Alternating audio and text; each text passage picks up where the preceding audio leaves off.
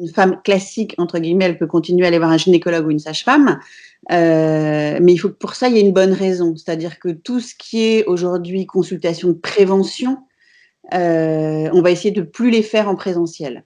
On va essayer de les faire en téléconsultation.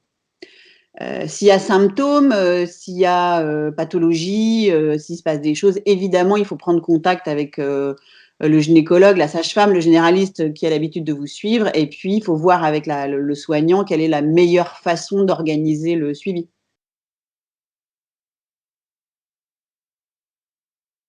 Absolument, vous pouvez tout à fait aller à la pharmacie et vous re et sur une ancienne prescription, ils pourront tout à fait renouveler l'ordonnance de prescription. Ou alors vous pouvez faire de la téléconsultation avec, votre sage-femme ou votre gynéco ou votre généraliste qui pourra vous envoyer aussi une ordonnance de renouvellement de traitement.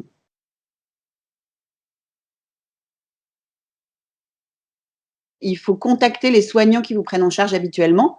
Donc toujours pareil, hein, généraliste, gynéco ou sage-femme pour, voir un petit peu si vous souhaitez conserver la grossesse ou si vous ne souhaitez pas la conserver, comment est-ce que les choses peuvent se mettre en place? Et pareil, il y a un certain nombre de motifs de consultation qui peuvent être faits, par téléconsultation, et d'autres qui vont nécessiter de se déplacer et ça, il faut l'organiser au cas par cas avec le soignant.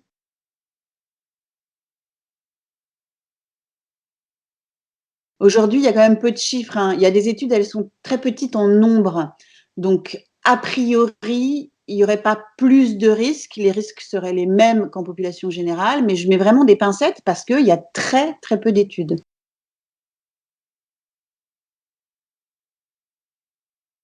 Alors, a priori, pareil, sur les très peu de cas, non. Il n'y a pas de transmission materno-fétale. Aujourd'hui, retrouvée. Peut-être que dans un an, quand on aura analysé tous les cas qui se sont produits et ben, on va en retrouver. Tout ce qu'on sait, c'est qu'il y a peut-être un surrisque d'accouchement prématuré, mais j'ai envie de dire comme avec n'importe quelle maladie virale sévère, vous voyez? Si vous avez une maladie virale très, très sévère, je sais pas moi, pendant la grossesse, vous toussez beaucoup, vous avez beaucoup de fièvre, vous avez des difficultés respiratoires, bah, ça va peut-être entraîner plus de fausses couches que si vous n'aviez rien, d'accord?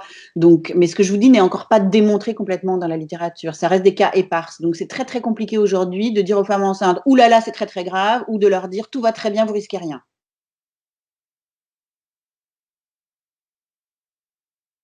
Oui, on peut l'allaiter. A priori, le virus ne passe pas, dans le lait maternel. Cependant, il y a quand même des précautions assez drastiques à prendre en termes d'hygiène. Si on est soi-même atteinte de ce virus et en pleine infection, en pleine virémie, d'accord? Et donc ça, je pense que c'est vraiment important. Alors si on est à la maternité, évidemment, eh ben, il y a des tas de gens qui sont là pour vous expliquer. Tous les soignants, ils sont là pour vous expliquer tous les gestes barrières à mettre en œuvre, d'accord? Si vous avez un bébé qui a 1 ou 2 mois et que vous attrapez le Covid et que vous développez l'infection, alors évidemment, il faut avoir un accès aux soins avec, votre médecin traitant, avec une sage-femme pour l'allaitement et voir comment est-ce qu'on peut continuer l'allaitement avec les gestes barrières et avec des précautions particulières. Pas du tout une bonne idée. L'idée, c'est pas de juger l'accouchement à domicile. L'idée, c'est de dire: «Aujourd'hui, les secours ne pourront pas être présents s'il y a un problème. Le SAMU ne pourra pas se déplacer». Donc c'est ajouter du risque au risque.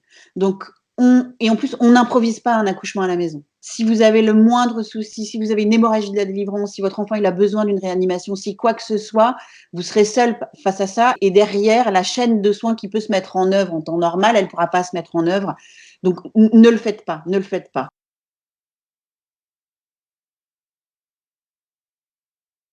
Alors les interruptions volontaires de grossesse sont toujours possibles, absolument. Il faut juste être très attentif en termes de délai et c'est pour ça que, les rendez-vous de téléconsultation peuvent vraiment être très fortes puisqu'ils peuvent permettre d'organiser la prise en charge pour ne pas dépasser les délais. Un certain nombre il y a eu des tribunes qui ont été faites et le Conseil de l'ordre des sages-femmes notamment a demandé un allongement du délai d'IVG pendant ces temps de pandémie parce que l'organisation est parfois un peu complexe. Aujourd'hui, ça n'est pas le cas. Donc le délai maximum, c'est 12 semaines. Et donc il faut vraiment, s'il y a un souhait d'interruption de grossesse, il faut contacter au plus vite la personne, le soignant qui a l'habitude de vous prendre en charge pour voir comment ça peut être organisé avec lui.